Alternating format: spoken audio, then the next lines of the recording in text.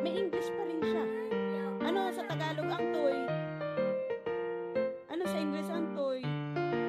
Toys. Ano? Oh. Oh, ano yun? Ayusin mo. Ano yun? Start from the beginning. In Finnish. Okay. In English.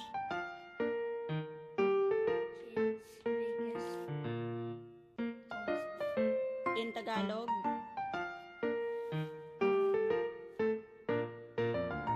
Bata,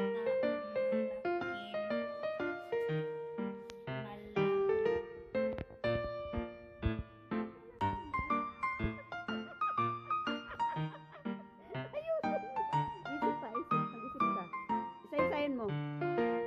Ano yun? Ano? Pakita mo dito yung box na yan kung ano. Show. Show me. Ayan, guys. Lastin. Sorry. Ano? Hello. Ano?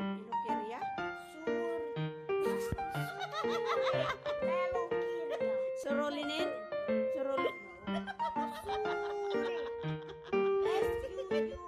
Ayan na. Okay. In Tagalog. Oh, tingin ka muna dito.